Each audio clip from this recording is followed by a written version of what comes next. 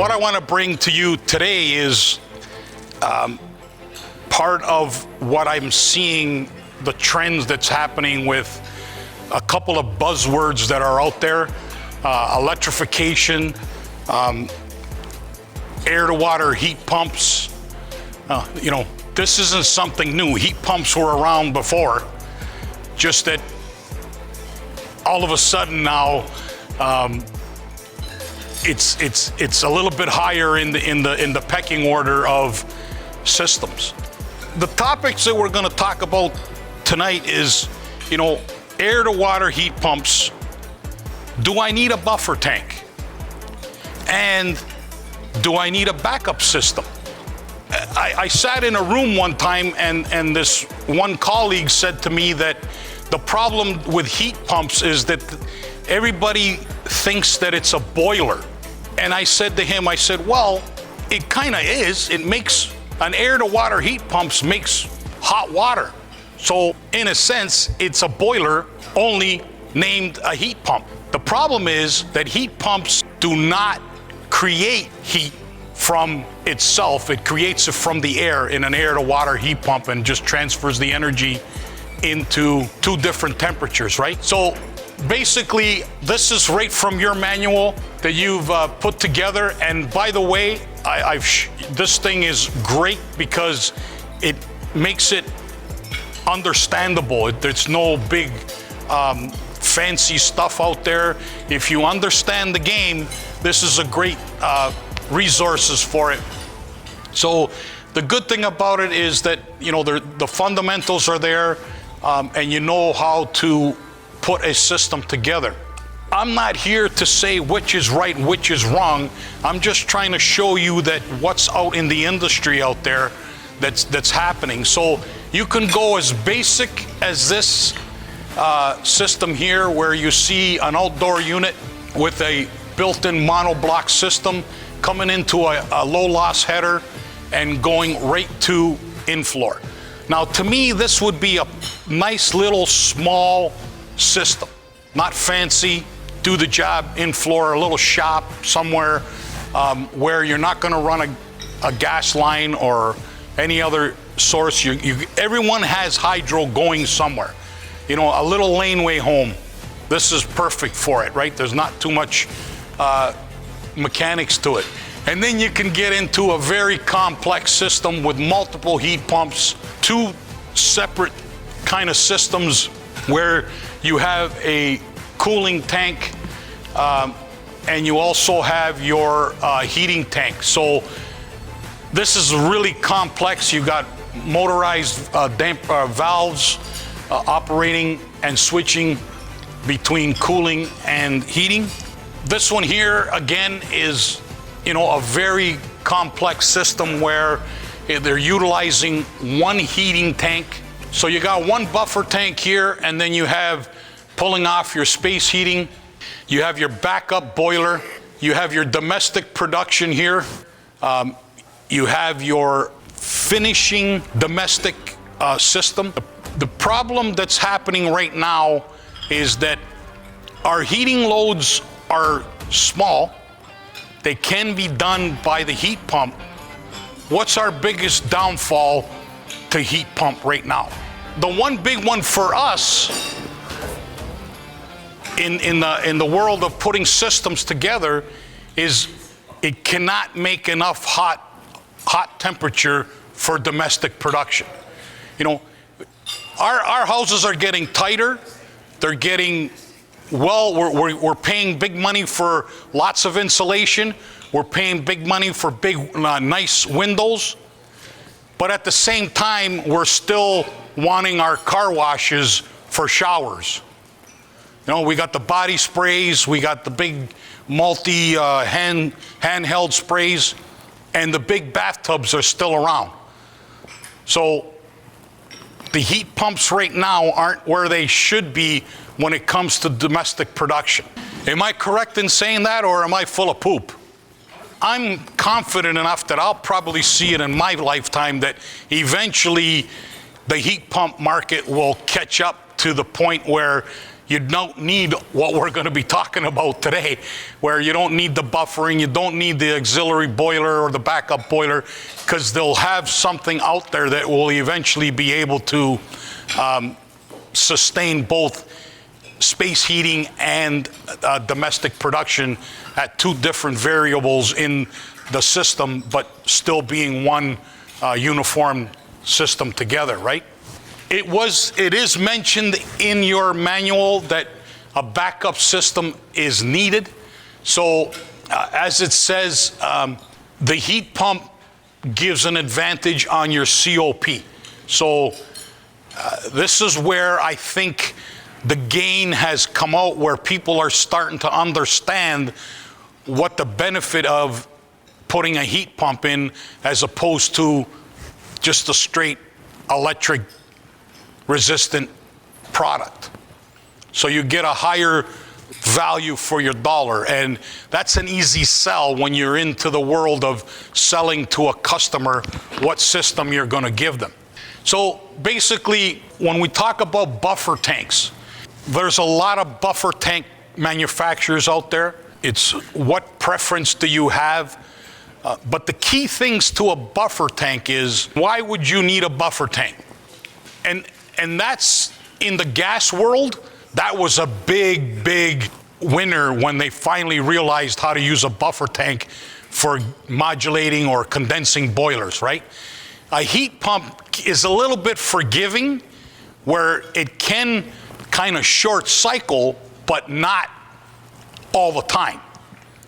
My theory on buffering is, if I'm getting a 3-to-1 COP out of a piece of equipment, why wouldn't I store all that energy somewhere that I can keep using and have my heat pump only have to work to satisfy my loads?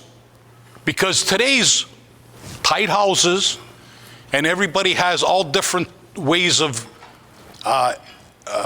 heating a home, whether you do in-floor or you do panel rads or you do ceiling emitters. There's all kinds of different ways of moving warm and chilled water to accommodate our nice tight homes that we have today. The key thing here is that, when you look at a design, is you want to make sure that your auxiliary boiler can do two things. You can size it as a little bit of help, and you can size it that if your heat pump goes down, it's only going to get you enough heat so that my big producer of 3-to-1 or 4-to-1 COP gets repaired quickly. So it just gets you over the edge. And I have some contractors that say to me, no, I want 100% redundancy.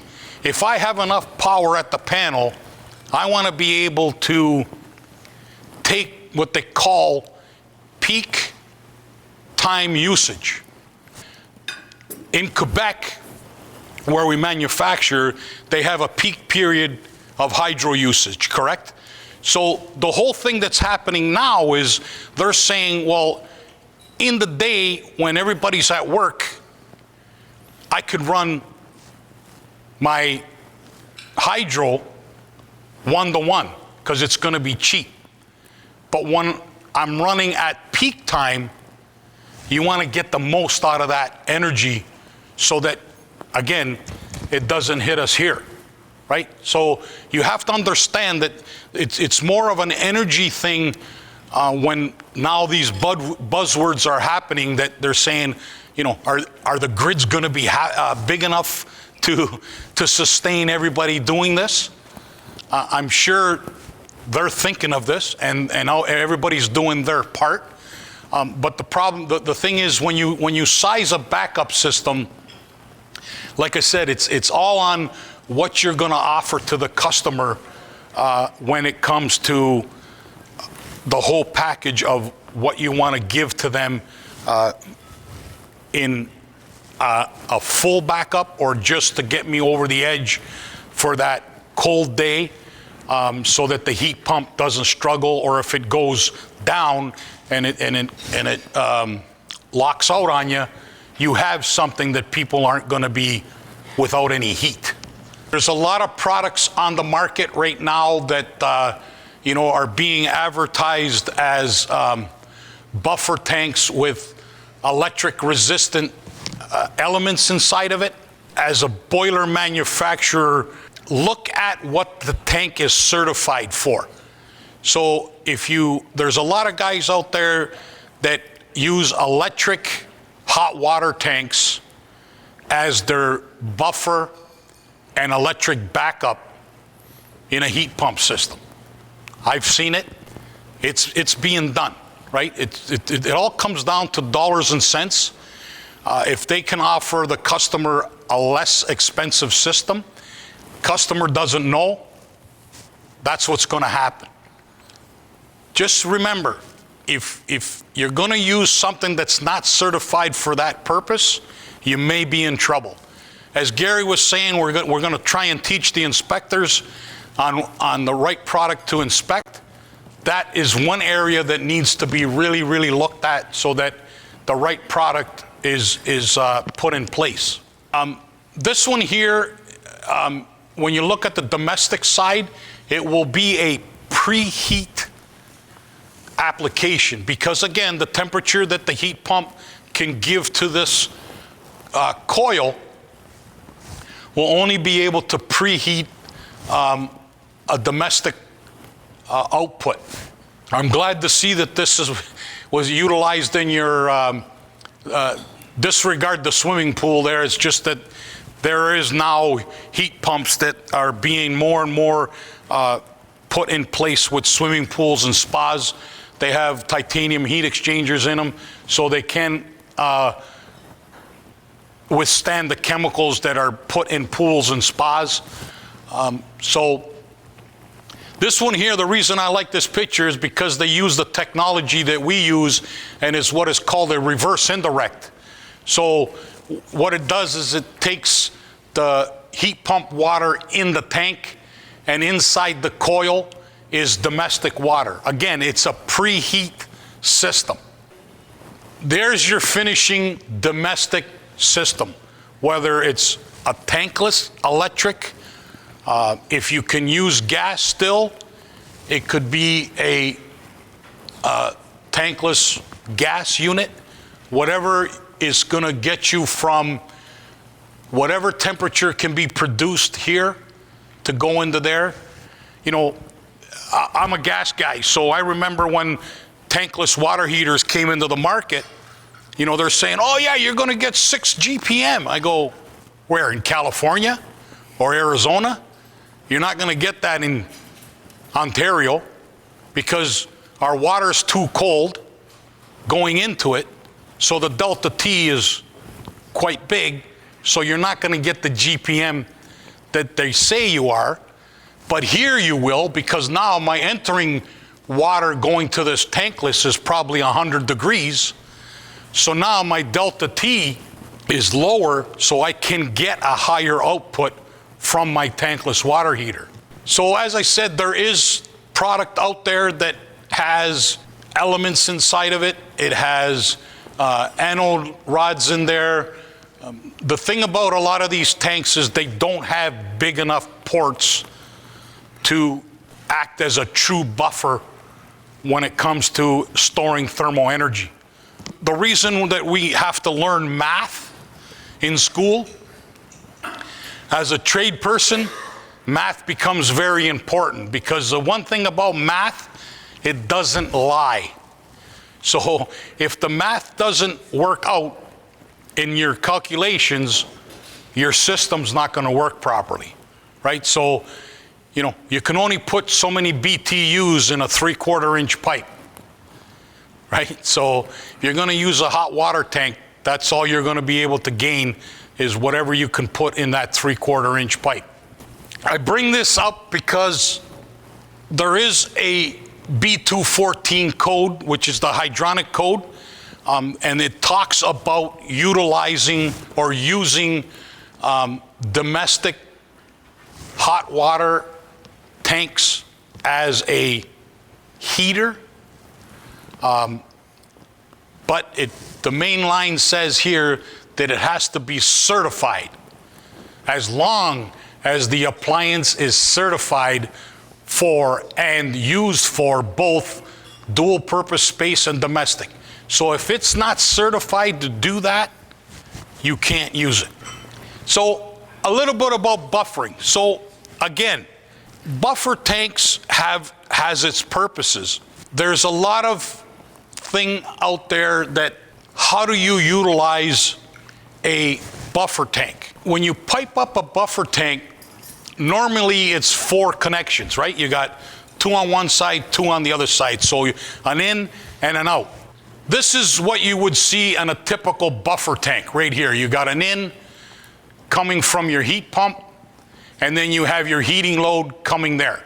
Is there a difference on whether it's a 2-pipe, a 4-pipe, or a 3-pipe?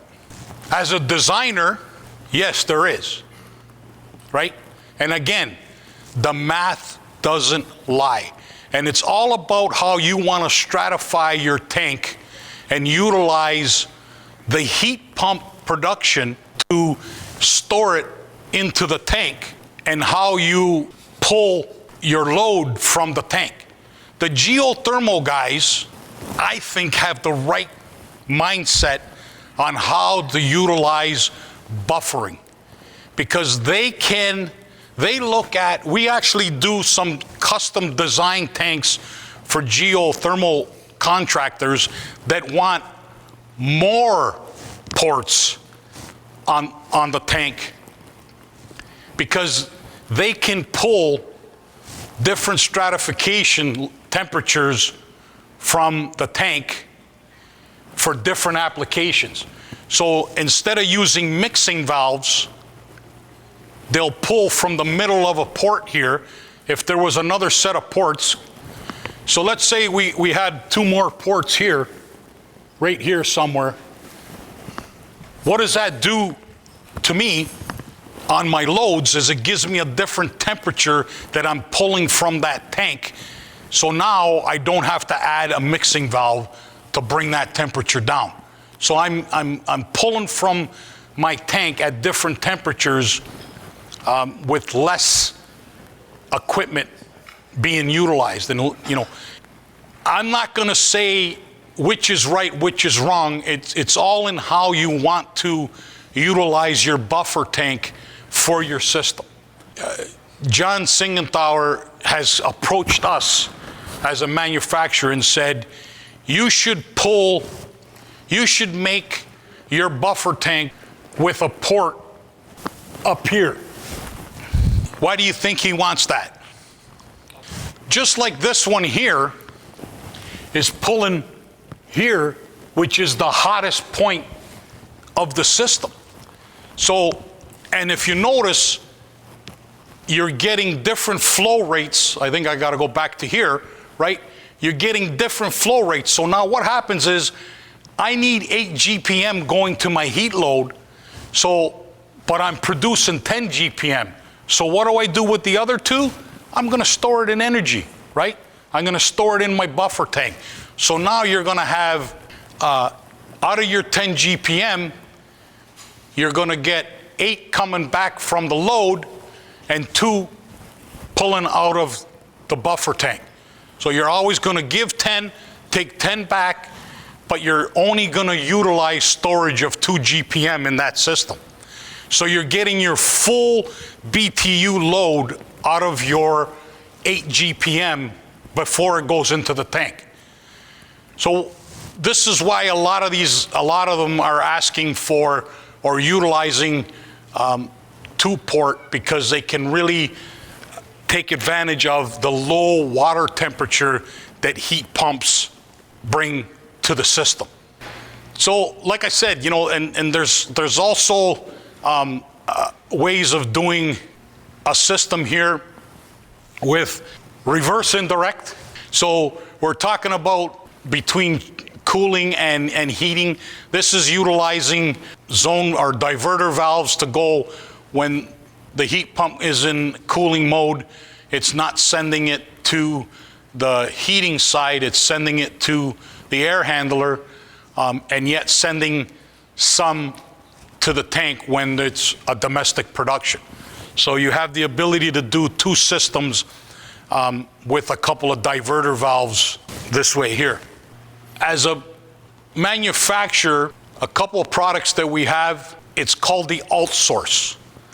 Now the alt source is a thermal mass boiler, certified boiler with elements inside of it that turns this.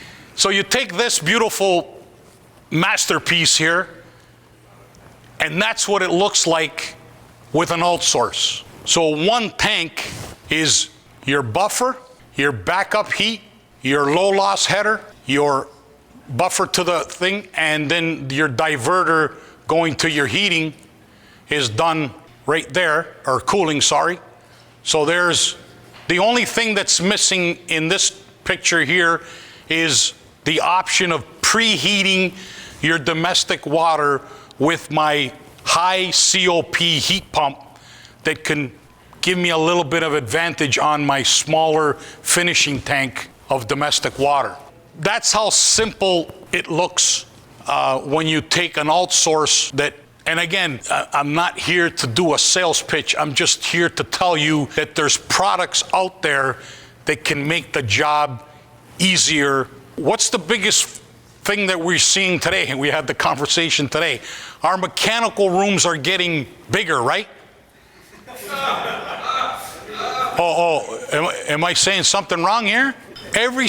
You talk to any designer of a house, it's about square footage, living square footage, right? So you go in there and you're saying, I need all this room here for the mechanical room. The guy's going to say, yeah, go fly a kite, buddy. That's where the kids' playroom's going to be over here, buddy. You go in that little corner over there and put your stuff over there and make sure that it doesn't make any noise and it doesn't shake the house, right? That's what we're up against now. So this just gives you the advantage of being compact. And like I said here, you have the option of putting the domestic coil inside of it to give you that preheat. It comes in two sizes. We go from 4.5 to 29 kilowatts. You save time, space, and it has its own controller, which communicates with your heat pump. So your heat pump is going to have a backup auxiliary. You hook that up to my controller. I wish it was mine, to our controller, and it'll operate without a third-party controller. It'll communicate with each other. And it'll only work when you tell it to work, or when the heat pump tells it to work. So you're not overheating water if you don't need it. If the heat pump can keep up, that electric element will not come on until it's told to come on. So buffer, what do we do different than buffer tanks? We make large port buffer tanks. So our outlets are a lot bigger than everybody else's on the market. We give you some options that you can have. You can have flange connections. So here's utilizing a Buff Max for a chilled system where, again, you have some big air-to-water water loads from your air conditioning. You can buffer it and stop short cycling or take advantage of that water temperature that's stored in the buffer tank. So you can see here that our tanks can be customized with flanges that really can utilize as many BTUs stored and pull off for your loads. The next one is our Turbo Max, which is our reverse indirect. This one has no elements in it. It's just strictly a buffer tank and domestic coil production inside of it. Very, very good with high temperature and very, very good with low temperature, because I can exchange a lot more between one medium to the other medium because of my square footage of the coil inside of it. Again, that's what it looks like. I want to thank everybody again for giving your time. Hopefully you got something out of it. If you didn't, sorry, you're too smart for me.